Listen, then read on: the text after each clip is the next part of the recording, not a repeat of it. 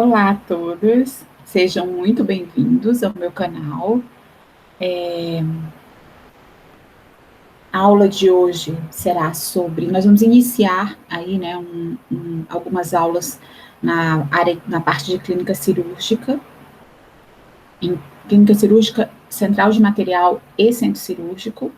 Mas antes da gente entrar no centro cirúrgico propriamente dito, aliás, antes da gente entrar em qualquer coisa, clica aí no sininho, se inscreve no meu canal, tá? Para que você possa sempre receber as aulas atualizadas. Você que é estudante de enfermagem, você que é acadêmico de enfermagem, tá bom? Dá uma força pro canal, se inscreve e clica no sininho para você sempre receber notificações. E diz aí se você gostou, dá um like. Dedinho para cima, hein? Se não gostou, ó, fica quietinho. E para os meus alunos, um beijo enorme, tá? Então, antes da gente entrar no centro cirúrgico propriamente dito, como eu falei para vocês, antes da gente ir para o centro cirúrgico, vamos receber esse paciente na clínica cirúrgica. Você lembra quando a gente deu a aula de clínica médica, que a gente falou que lá tem a unidade, tem vários setores da clínica médica? Pois é, na clínica cirúrgica também tem. Só que a diferença dos pacientes da clínica cirúrgica para os pacientes da clínica médica é que os pacientes da clínica cirúrgica vão para lá porque vão operar, né, vão para uma cirurgia, ou porque vieram de uma cirurgia. Então, ou eles estão antes de fazer a cirurgia, internados lá, ou eles estão depois de fazer a cirurgia, tá? Então, ou pré ou pós-operatório, que é o que a gente chama pré, antes, e pós, depois. E aí a gente vai ver os cuidados de enfermagem durante esse período de pré-operatório, quando o cliente chega para a gente e vai ser operado ainda vai ser operado, tá? Então, para que você se ambiente, né, sobre essa, vai ser assim, como se fosse uma minissérie, uma série, né, que tem vários episódios, a gente vai dar da parte de cirúrgica. Então, hoje nós estamos de plantão na clínica cirúrgica e vamos receber esse paciente para que ele seja operado. E nós vamos prestar a ele os cuidados de pré-operatório, tá? E cuidados de enfermagem no pré-operatório. Essa é a nossa primeira aula, tá? Da nossa série de várias. Ok? Então, eu estou apresentando para vocês aqui, ó, cuidados de enfermagem no pré-operatório, tá? E aí a gente vai estudar todos os cuidados que a gente precisa ter com esse paciente durante esse período antes dele ser submetido à cirurgia, tá? Existem alguns termos, tá? Alguns termos técnicos, algumas terminologias técnicas que são utilizadas na clínica cirúrgica e no centro cirúrgico.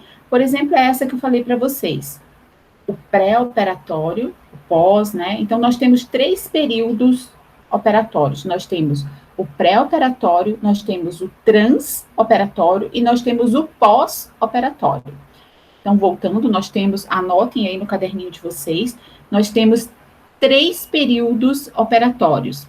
O período pré-operatório, que é antes da cirurgia, o período transoperatório, que é durante a cirurgia, e o período pós-operatório, que é após a cirurgia, tá? Então, voltando, nós temos 3 períodos cirúrgicos. O período pré-operatório, antes da cirurgia, o período transoperatório, após a cirurgia, e o período pós-operatório. Não, desculpa, errei. Rebobinando, volta. Nós temos 3 períodos. O período pré-operatório, que é o período antes da cirurgia. O período transoperatório, que é durante, enquanto o cirurgião está lá fazendo a cirurgia, transoperatório. E o período pós-operatório, que é após a cirurgia. Esses 3 períodos juntos, o pré, o trans e o pós, formam o período. Eles têm um nome, quando a gente junta eles 3, eles são chamados de perioperatório.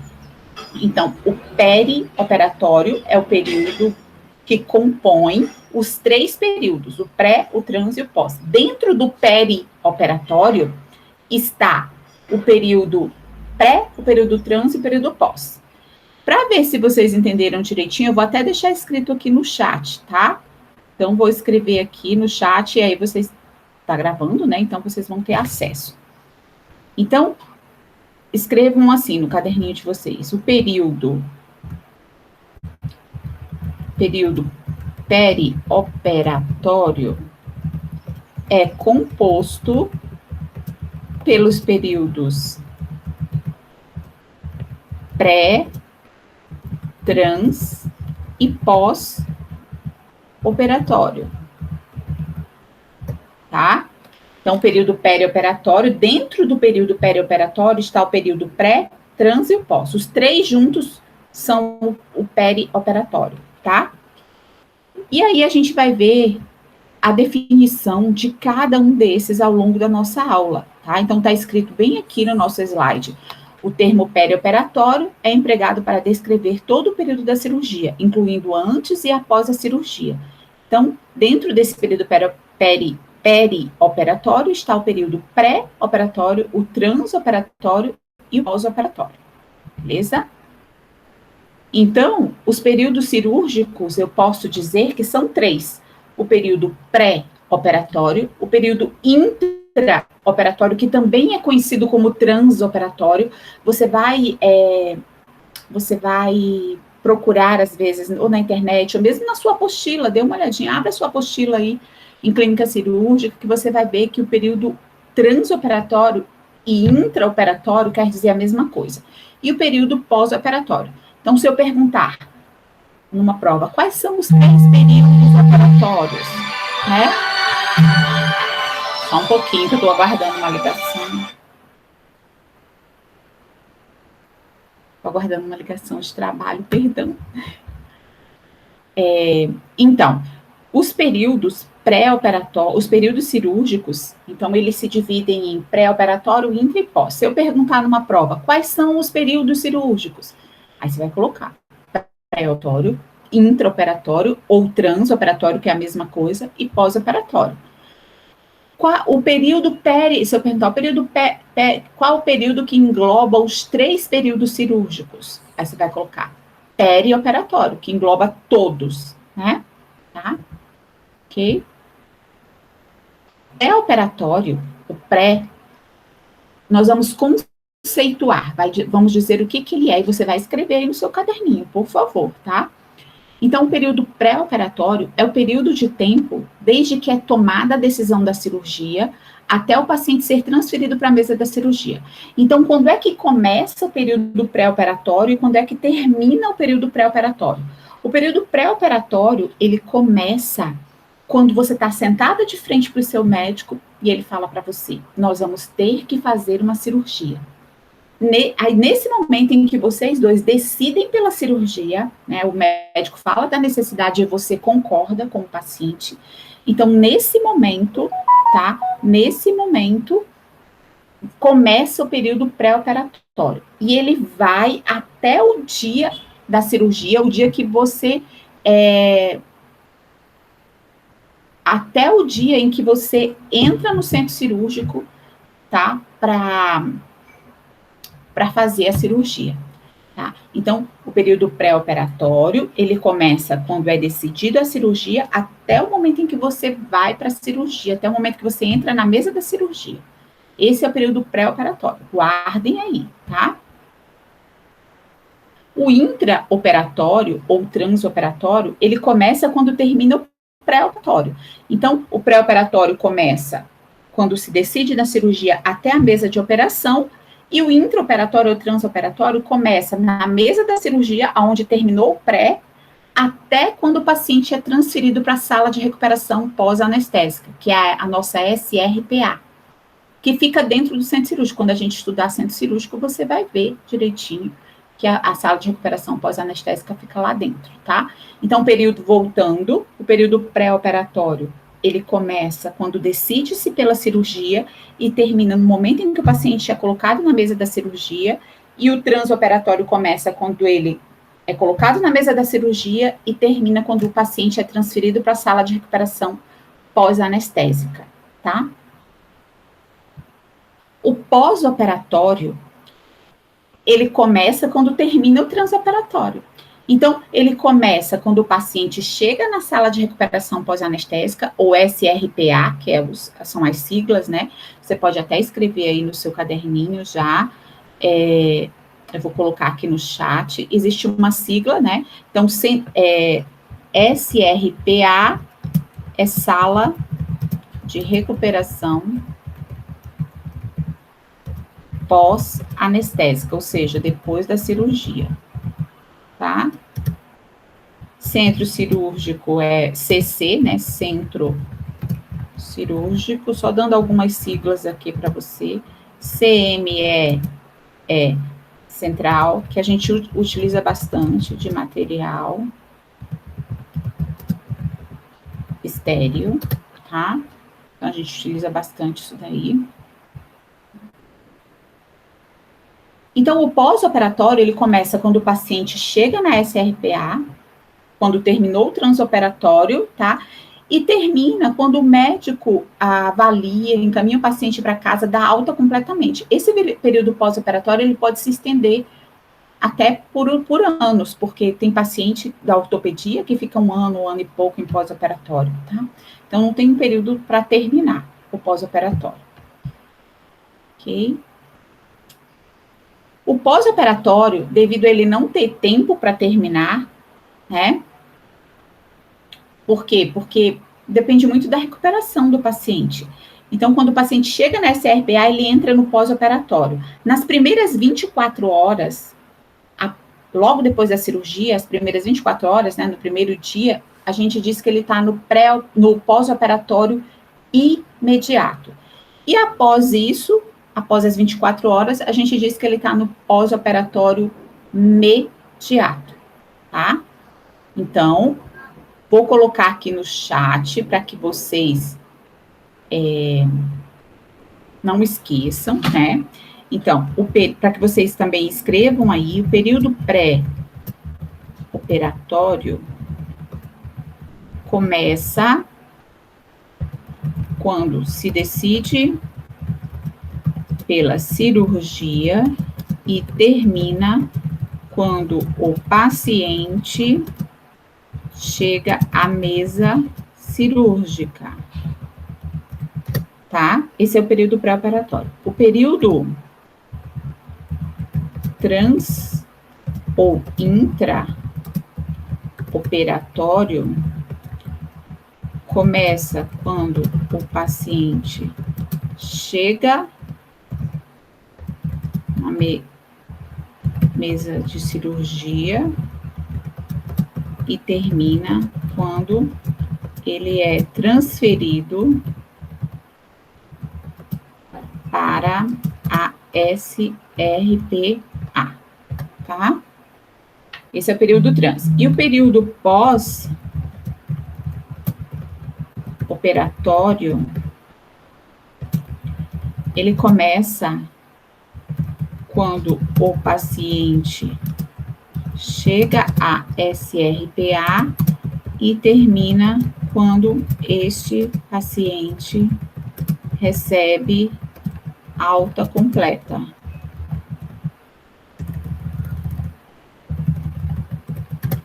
Sendo que o período pós-operatório se divide também em 2 pontos. É assim que você vai escrever, né?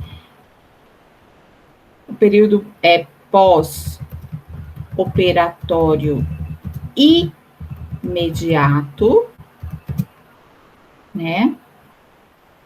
São as primeiras 24 horas depois da cirurgia.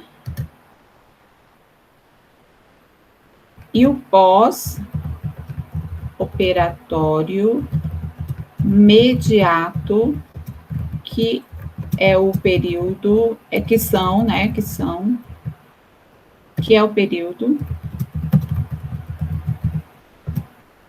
após as 24 horas da cirurgia até ele receber alta completa. Tá? Beleza? Então, essa aula de hoje é mais para vocês entenderem, né, a divisão disso, e a gente vai falar bastante de pré-operatório, tá? Essas divisões que eu fiz aqui em cima, vocês têm que compreender, porque hoje eu vou falar de pré-operatório, quarta-feira eu vou falar de transoperatório, depois eu vou falar de pós, tá? Vou falar de centro cirúrgico. E aí você precisa ter uma compreensãozinha disso, tá? Se tiver alguma dúvida, manda uma mensagem, manda um e-mail que eu vou estar respondendo vocês. Então, vamos falar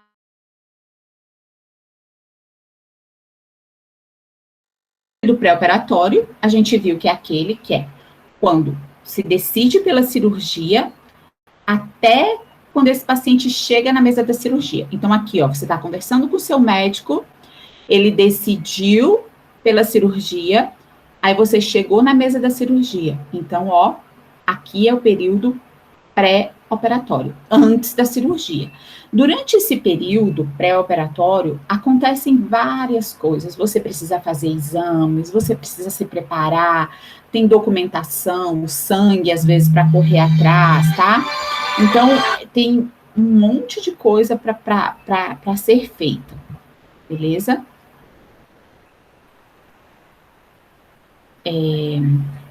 Só um pouquinho, deixa eu só ver. Ah, tá, isso. O período pré-operatório, ele também se divide em período pré-operatório mediato e o pré-operatório imediato. Então, vou escrever lá no chat novamente, tá? Que o período pré-operatório, assim como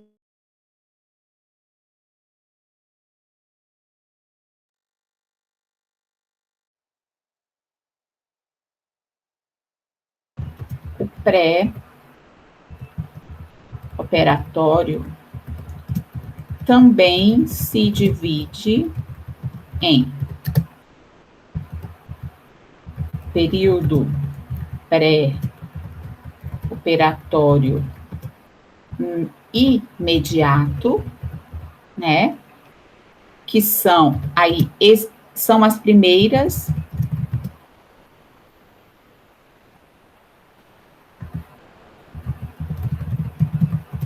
24 horas antes da cirurgia.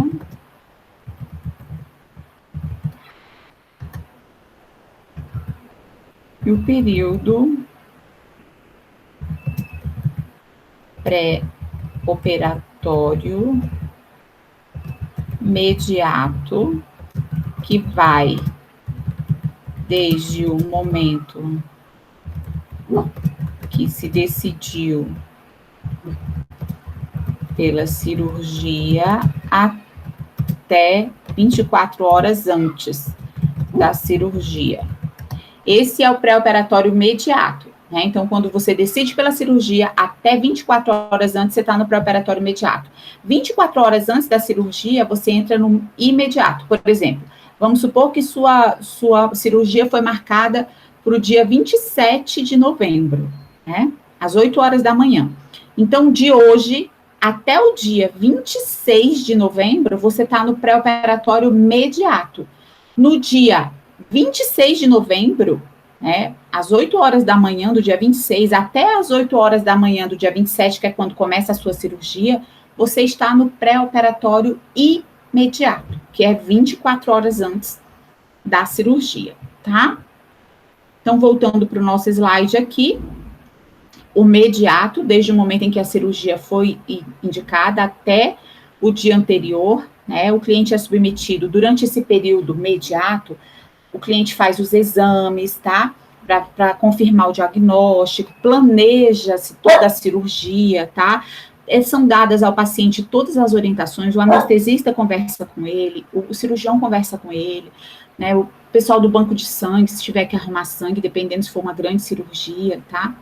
Quando é um dia antes da cirurgia, que são as 24 horas antes, ele entra num período que a gente chama período pré-operatório imediato, tá? Que são as 24 horas anteriores à cirurgia. Nessas 24 horas, geralmente, o médico pede para o paciente ser internado, porque aí lá vai fazer o jejum, vai fazer o preparo intestinal, vai fazer o preparo da pele, que é a tricotomia. Então, a tricotomia é a raspagem dos pelos. A tricotomia é um cuidado de enfermagem que a gente faz no período pré-operatório imediato, 2 horas antes da cirurgia. A gente vai ver daqui a pouquinho, tá? Então, as principais ações que a gente faz no período pré-operatório. Esvaziamento intestinal, dependendo da cirurgia, o médico quer que faça uma lavagem intestinal, a gente faz. A dieta e o jejum também são modificados, às vezes até 2, 3 dias antes, o médico fala, olha, eu só quero que você se alimente de líquido, só de frutas, tá? Para esvaziar melhor o intestino. Fazer a higiene corporal e oral. Esvaziar a bexiga, né? Fazer xixi antes de ir para o centro cirúrgico. Se precisar passar sonda, a gente passa nesse momento, o enfermeiro passa, né? Ver os sinais vitais desse paciente, retirar prótese dentária ou qualquer outra adorno que ele tenha, né? Brincos, colares, qualquer coisa. Se tiver medicação para fazer, pré-anestésica, a gente faz também. E vai preparar a pele desse paciente, né? Que vai raspar os pelos, que é o que a gente chama de tricotomia, tá?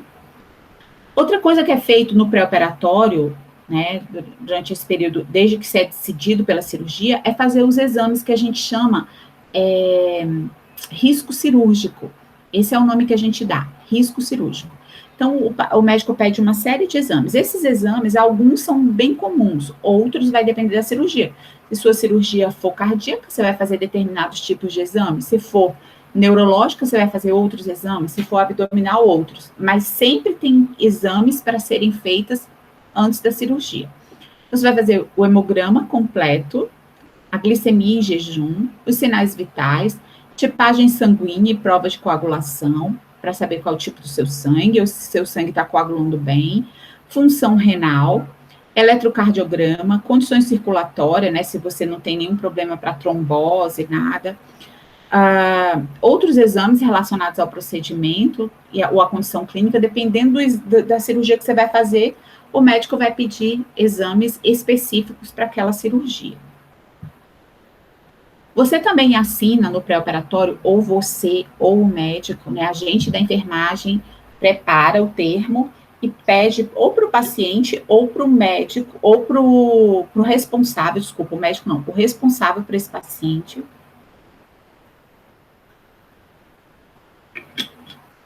para ele assinar.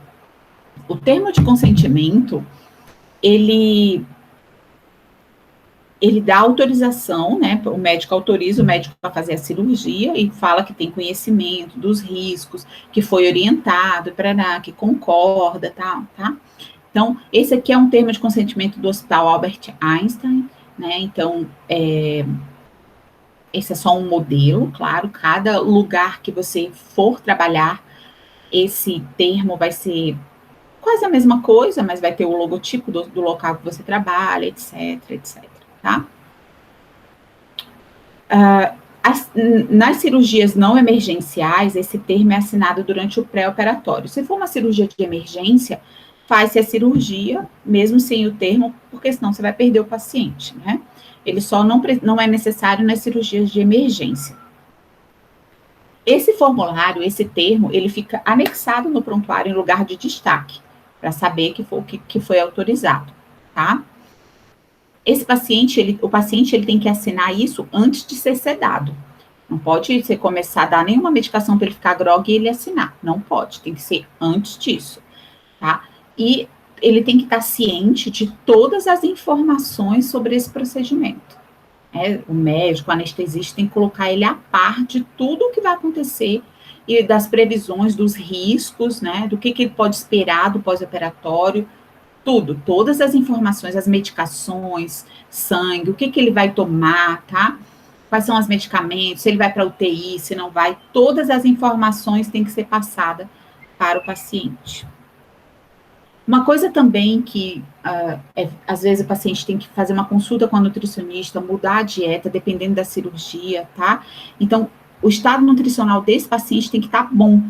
O médico, ele não opera desnutrido, só se for uma emergência. Primeiro, o estado nutricional dele tem que estar bom para que a ferida dele cicatrize, porque senão não tem cicatrização da ferida. E aí esse paciente pode infectar, não tem, uma pessoa desnutrida, ela tem uma imunidade mais baixa, então como é que ela vai conseguir combater uma infecção caso essa venha acontecer depois da cirurgia? Tá? Então, qualquer deficiência nutricional tem que ser corrigida, principalmente proteína, que ajuda, né, na reparação dos tecidos, ok?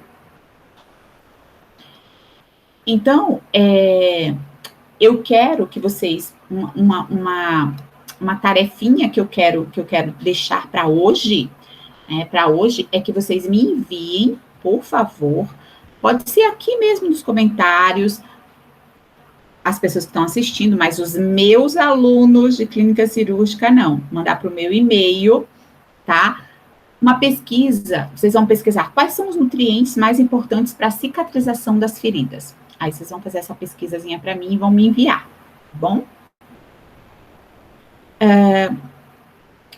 Outra coisa que a gente verifica no paciente é se ele faz uso de álcool e de drogas. Porque a pessoa que é alcoólatra, ou então faz uso de medicações, né? Então, ela tem quando é dada anestesia nesse paciente, ele tem, às vezes, reações adversas bem contrárias à que o médico espera, tá? Então, geralmente também são pacientes desnutridos, os alcoólatras, né, que são doentes, apresentam delirium tremens, né, devido à abstinência desse álcool, e há uma taxa de mortalidade alta quando o paciente é alcoólatra, tá? Até pela degeneração dos neurônios, né, pela constituição física desse paciente, pelos problemas hepáticos que ele traz, né, devido ao uso intensivo de álcool e drogas. Então, o médico tem que estar ciente disso para ele decidir se ele vai operar ou não esse paciente. O estado respiratório, se esse paciente fuma, se ele é fumante, o pulmão dele pode não estar bem no momento, né? Então, não se recuperar de uma cirurgia, tá? Então, geralmente o médico pede para parar de fumar, às vezes 2 meses, uma semana, até 24 horas antes, para ver se consegue limpar um pouquinho esse pulmão. Se tiver uma complicação, esse paciente fumante não tem pulmão bom para se recuperar. Outra coisa também é a questão da hipertensão arterial. Então, o médico, ele evita, óbvio, né, se a paciente estiver com a PA desregulada, se estiver fazendo hipertensão, dificilmente o médico vai operar. Essa pressão tem que estar controlada, porque senão vai agravar o estado dele devido à cirurgia, tá? Então, há uma modificação realmente da cirurgia devido a problemas cardiovasculares.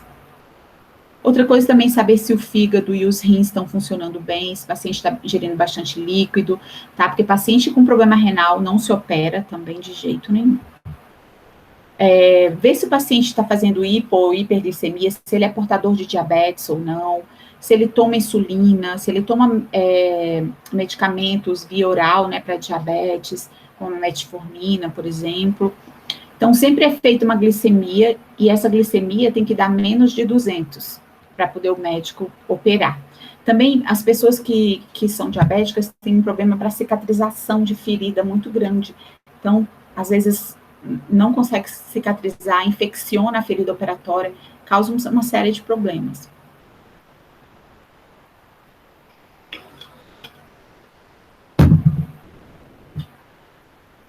Outra coisa é se esse paciente utiliza medicamentos controlados, né, ou aspirinas, né, ou mesmo medicamentos fitoterápicos, tá? Porque às vezes a pessoa, eu só tomo um ginkgo biloba, eu só tomo uma valeriana, mas isso também é medicação, então tem que informar, porque às vezes quando o médico vai te dar uma medicação, reage com essa e pode acontecer um problema na cirurgia, tá?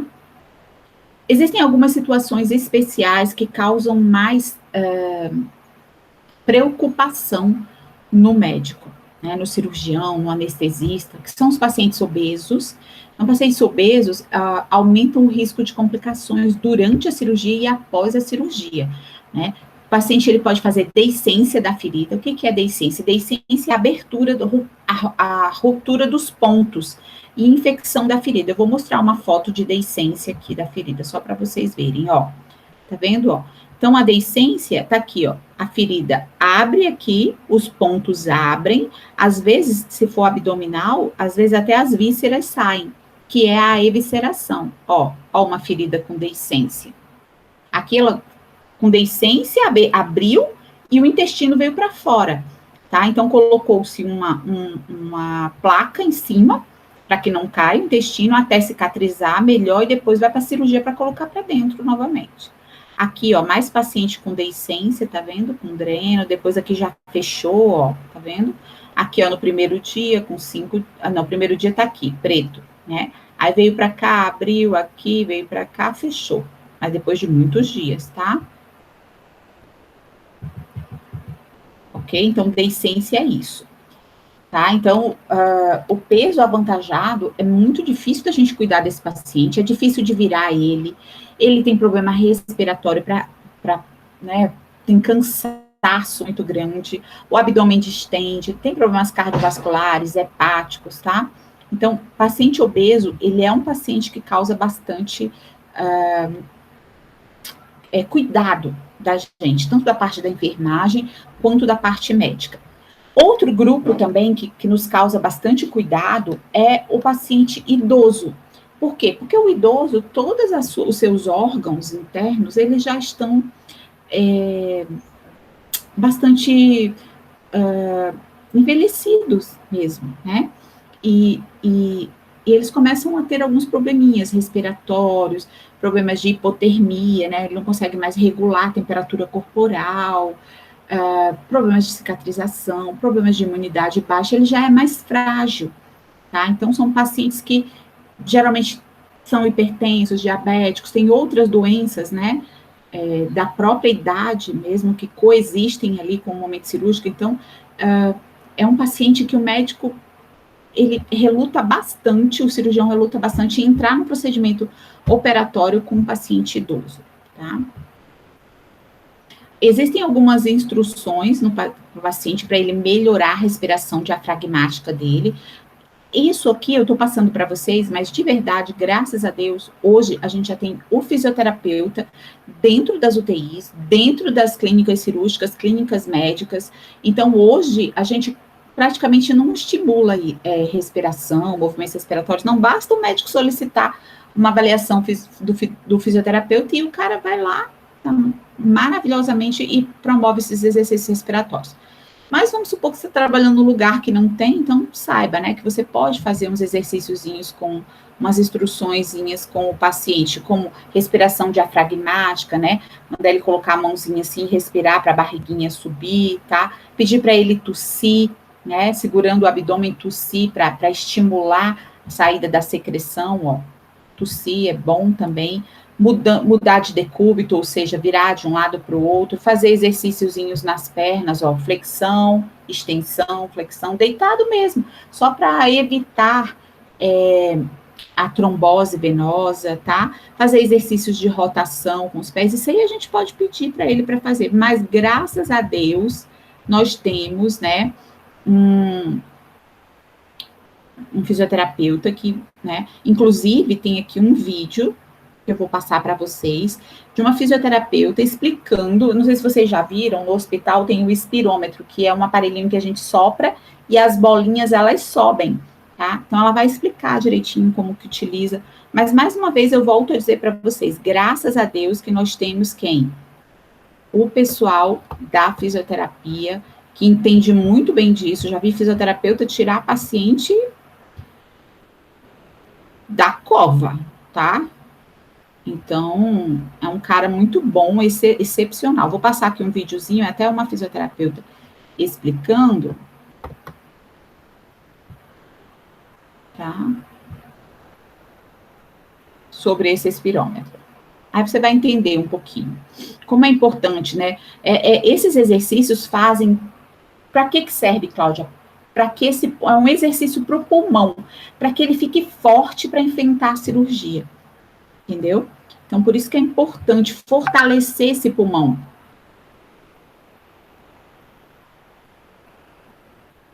Ok?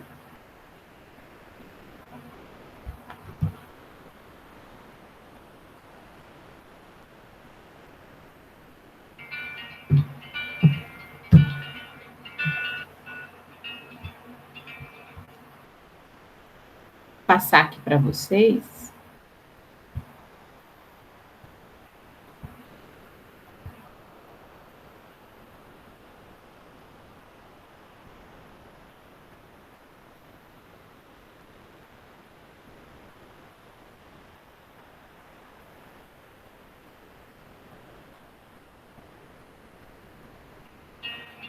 tá baixinho, deixa eu aumentar um pouquinho o volume. Ah, não, tá Olá, bom. meus queridos.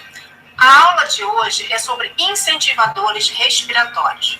E o primeiro que a gente vai estudar é justamente o incentivador de fluxo, ok? Nós temos duas marcas no mercado conhecidas, que é a marca Respiron e a marca Triflow, ok?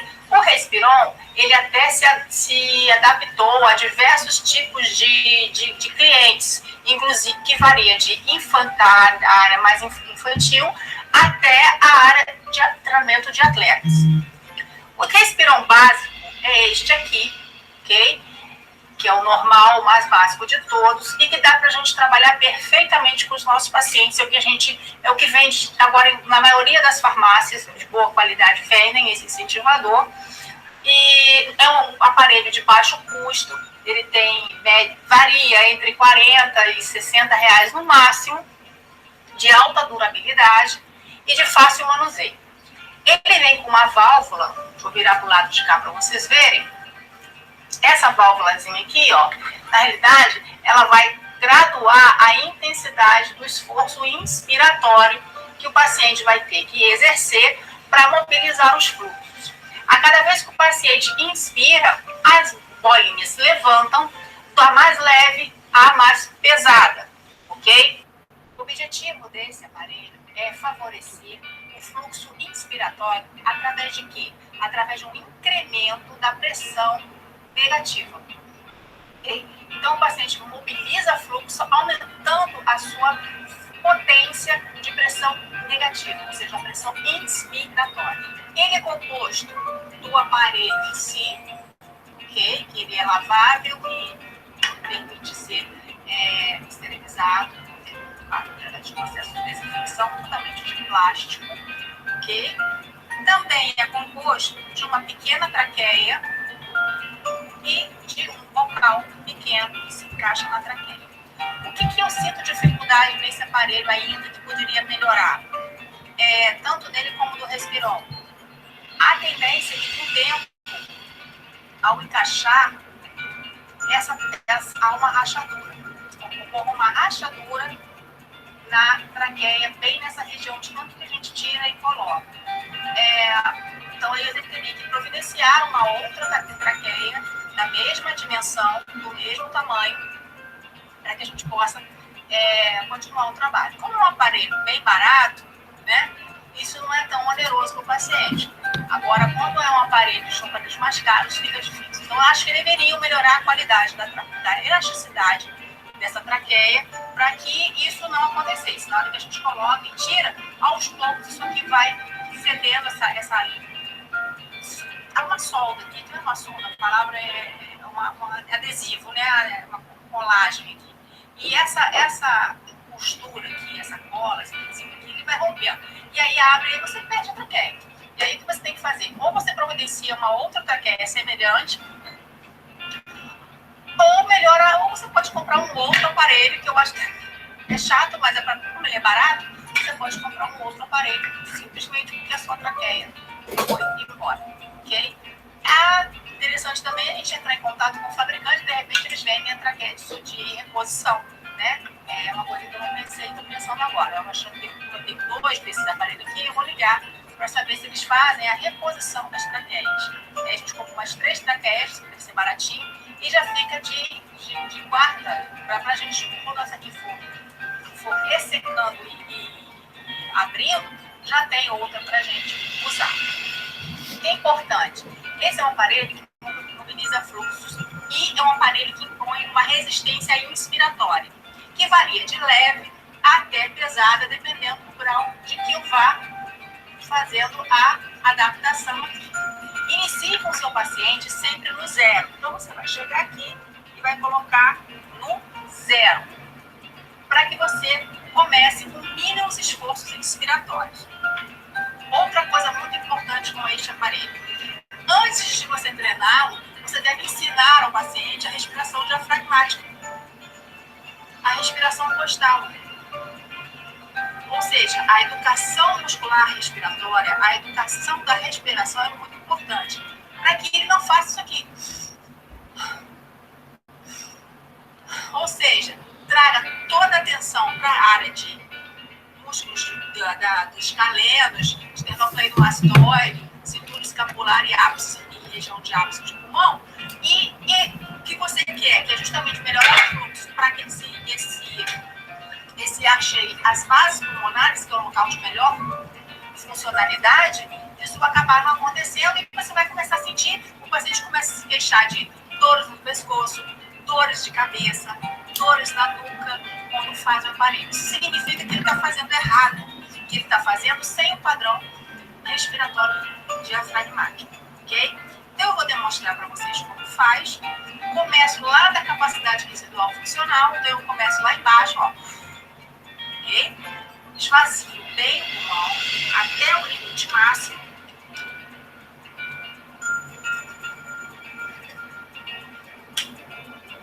Coloco de frente para ficar uma linha reta. Não faça assim, não faça assim, faça de frente. Inspirou. Solta até a capacidade residual funcional.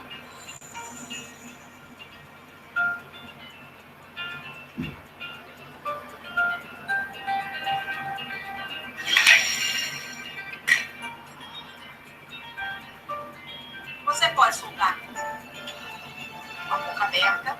Se você não deseja acoplar o freno labial, a técnica de freno labial. Se você desejar, você vai fazer da seguinte forma.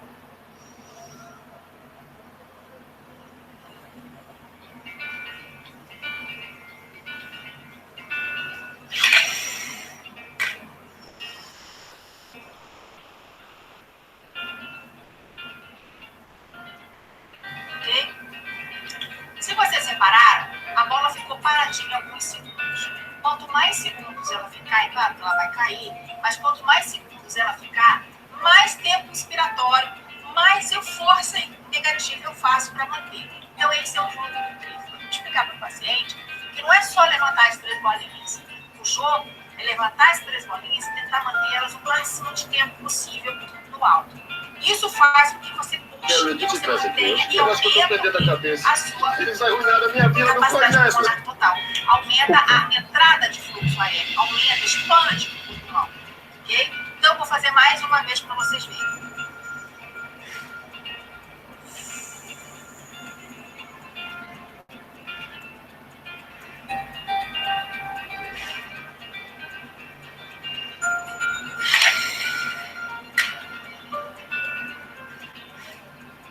Cuidado, não deixar o paciente fazer dessa forma.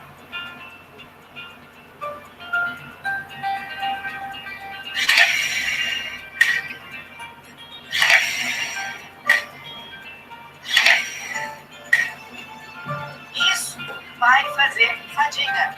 Isso vai dar dores de cabeça, dores musculares e não vai chegar ao nosso objetivo, que é jogar o fluxo para as vasos pulmonares. Ok? Então, aqui nós temos o Respiron ou triflo, que é um incentivador respiratório a fluxo, que oferece resistência à fase inspiratória.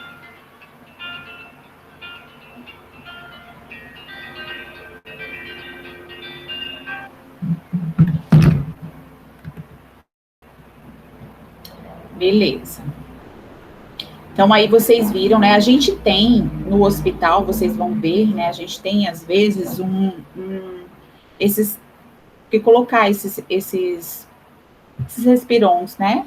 No paciente, só para vocês entenderem um pouquinho, mais ou menos, como é que ele funciona.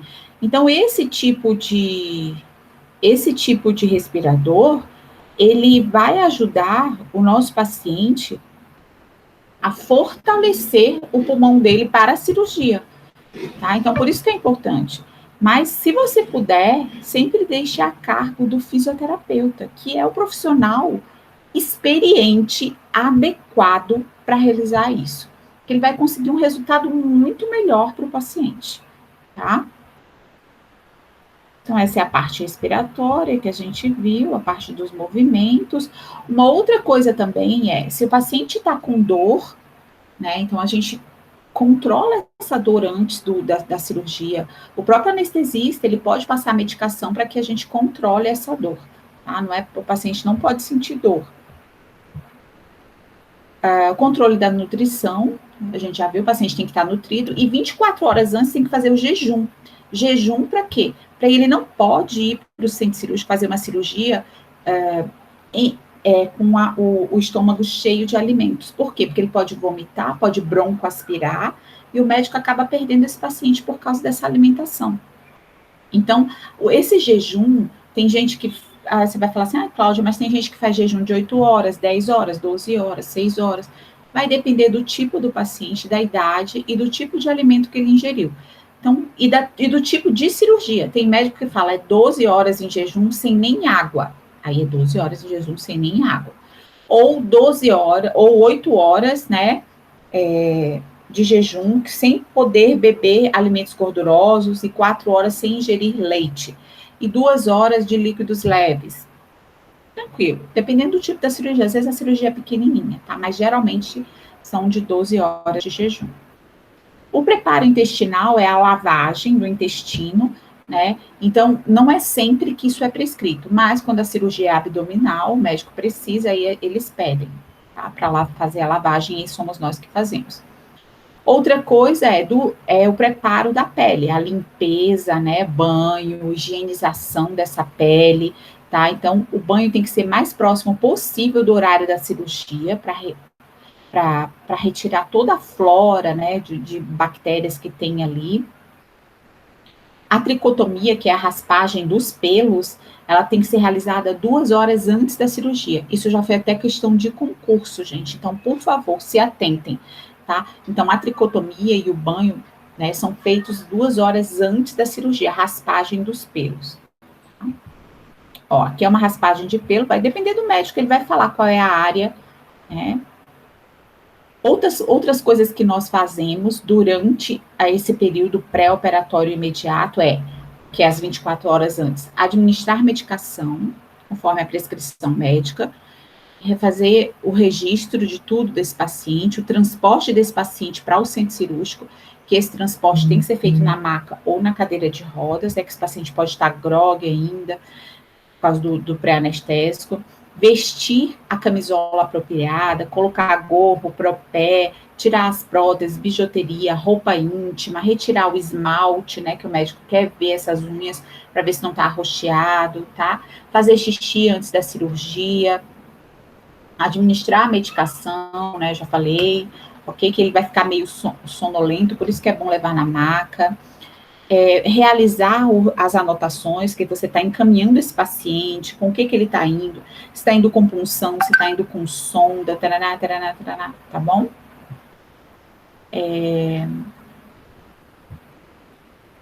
Sim, você tem que ver algumas complicações durante o período pré-operatório, como, por exemplo, o paciente está com desconforto respiratório, está fazendo cianose, que é arroxeando aqui, né, as unhas, em volta da boca, a parte, se ele está com infecção urinária, se está com retenção, com dor a urinar, se tem sangue na urina, se ele apresentou vômito, náusea, sede, se ele está com edema, inchaço nas pernas, né? Se tem alguma ferida, se na ferida, se for uma reoperação, se tem hemorragia, se tem infecção, se tem decência, tudo isso você vai observar, tá? Os resultados que a gente espera quando a gente faz um bom pré-operatório, um excelente pré-operatório, é que esse paciente não fique ansioso, o medo dele seja diminuído, que ele compreenda o ato cirúrgico, o que vai ser feito com ele, tá? E que ele consiga se restabelecer o mais brevemente possível, tá? Então, aqui nós terminamos, nesse momento, o período pré-operatório, tá? Quarta-feira, a aulinha vai ser para os meus alunos, né? Claro que o pessoal do canal vai ficar aqui. Agradeço desde já a participação de todos vocês. Mas para os meus alunos da quarta-feira, então, nós temos aula. A próxima aula vai ser transoperatório. E para os meus seguidores também, a aula de transoperatório, né, que vai ser postada aqui, que é toda a parte de pinças, instrumentação cirúrgica, pessoal que gosta dessa instrumentação, hein? Não perca a aulinha de quarta-feira. Tá bom, meus amores? Qualquer dúvida, eu estou à disposição, tanto no e-mail, quanto aqui no canal, quanto no meu telefone, que os meus alunos têm. Um bacio de leite. Um beijo grande no coração de vocês.